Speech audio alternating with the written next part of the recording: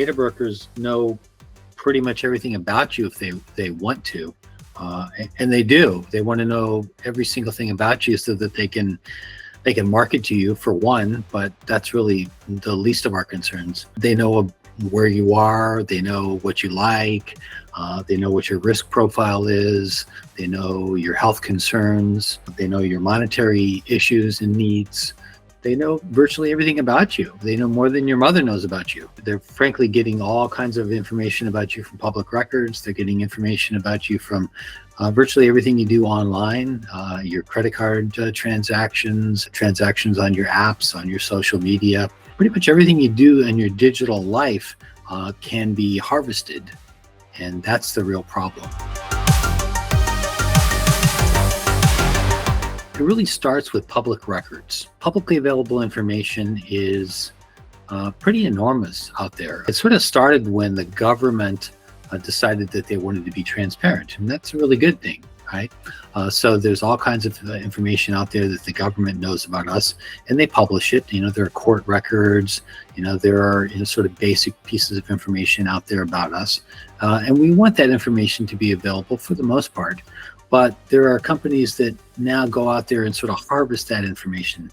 So instead of just having, for instance, birth certificates and death certificates and marriage certificates and criminal records and things like that are sitting in court files in some basement someplace, there are companies that are actually grabbing all that information and digitizing it and making it valuable to their clients, right?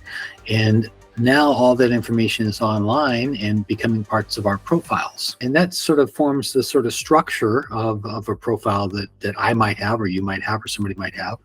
And then they start to add on additional information. So if I put a LinkedIn profile up, they'll go scrape that.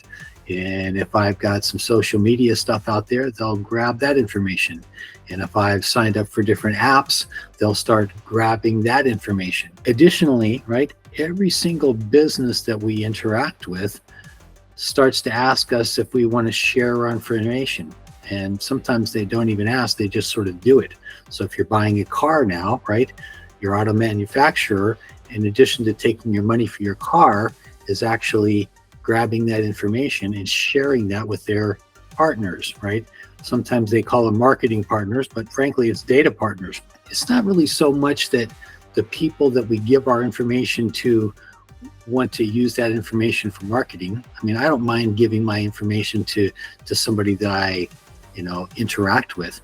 The real problem is that then they give it to another person, and they give it to another person, they give it to another person. Pretty soon, my personal data isn't with the company that I interacted with, but it's with 500 data brokers deep in the ecosystem. And all that information continues to get aggregated, and pretty soon, Axiom or Oracle or Salesforce or Microsoft or any of these larger companies, right, has a massive data profile on me that has 40,000 data points. And that is extremely scary to me.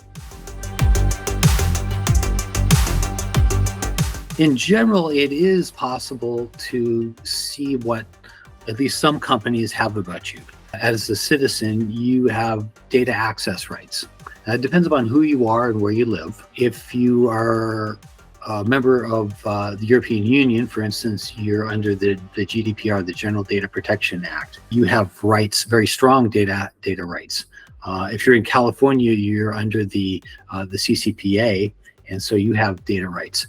There are now several states, including New Jersey, just passed one. I think there are now 14 states. I may have that wrong.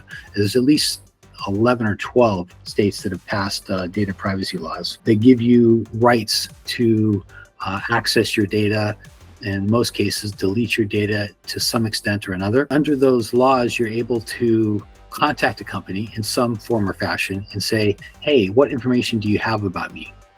And in a lot of cases, you can actually request that they delete that information. How much of that information they actually have to delete is a little bit more complicated.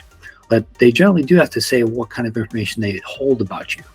And often you can get a very comprehensive report. So for instance, if you have the right and you were to send an access report to Google or Axiom or something like that, they would give you a lot of information. You would probably be very surprised at how much they know about you.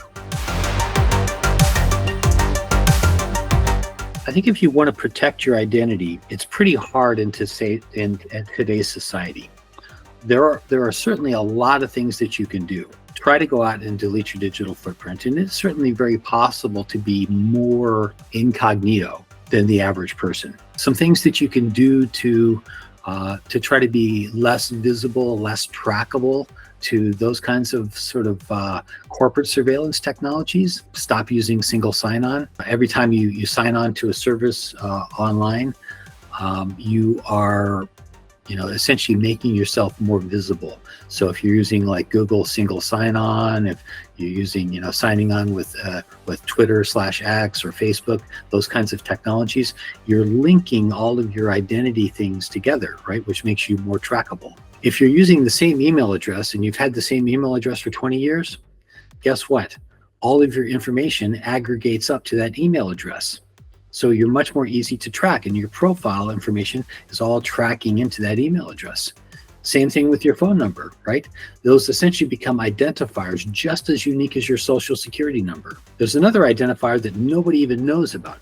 Probably maybe 1% of the people that are listening to this know what a mobile advertising ID is. We call it a MAID, but a mobile advertising ID is a tracking identifier that's tracking almost all of us, and that's where all of our location identification, location history sort of aggregates up under. You can actually turn that off on your phone, but very few people actually know how to do that. A lot of our information sort of gets aggregated up under that, and so these location data brokers, of which there are hundreds, are tracking all of our location history there. All that information gets aggregated on your phone, but there are location data brokers that are harvesting all that information as well, and they know every single place that you've been. And you can turn that information off. You can also actually request that they delete that information, but people don't know that it even exists. So how could they ask that it be deleted?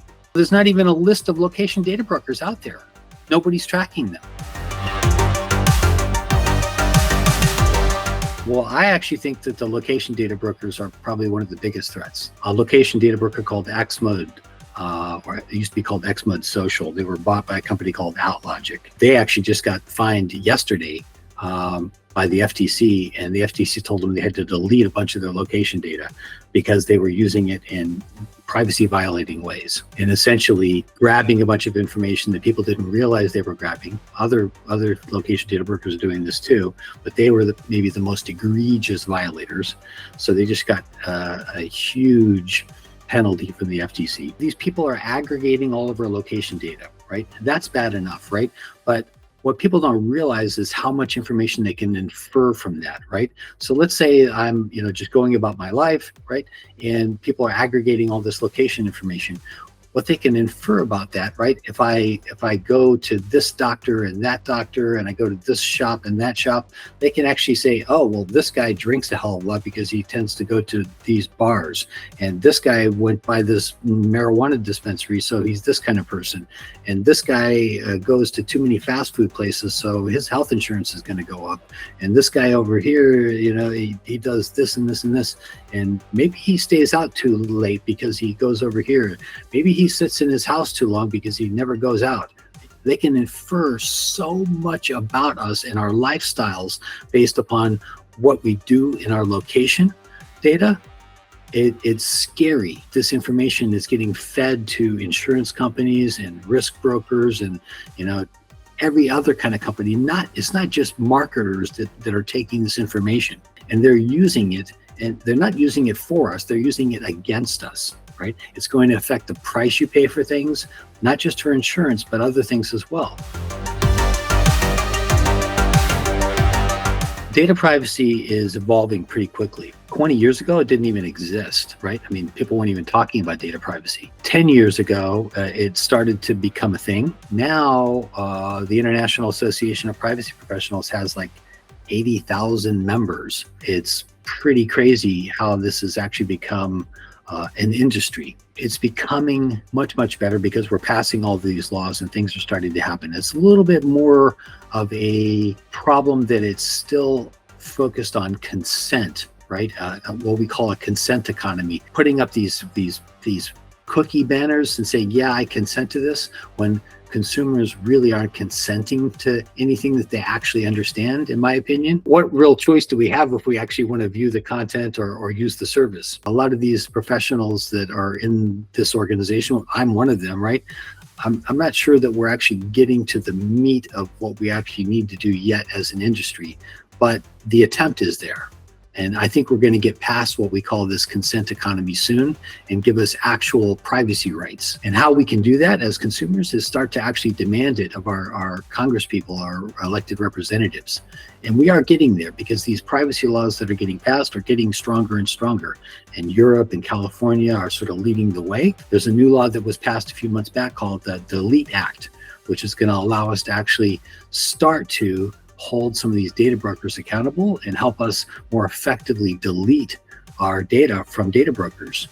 So I think that's actually a real good step in the right direction. And once that actually goes into effect, it doesn't actually happen for a couple of years yet. It's going to actually help us delete some of this personal information that's floating around. I think the best thing you can do, stop using regular search engines, start using non-Google products, right? Because people don't really understand how much information Google shares about us. It's not just that Google aggregates this information. There's a really big problem with how real-time bidding works. Every time you get served an ad, your information gets served up to all these advertisers. If I go to a web page and it serves 10 ads to me, right? For every one of those ads that get served, 20 different potential advertisers get my information. And of all those potential advertisers, some of them aren't actually advertisers. They're just people that are harvesting that information to build profiles. And some of those people are actually bad actors, like, people from, Chinese state police or Russia or people that work for them. Right? And they're building profiles on all of us. They can actually piece that information together using different methods to start to build profiles on us. Even though Google tries very hard to keep that from happening, it happens. Google's leaking information through the real-time bidding process, right? And so if you don't use their search engine, you're leaking a whole lot less of your personal information. That's why, just something as simple as changing your search engine can save a lot of your privacy.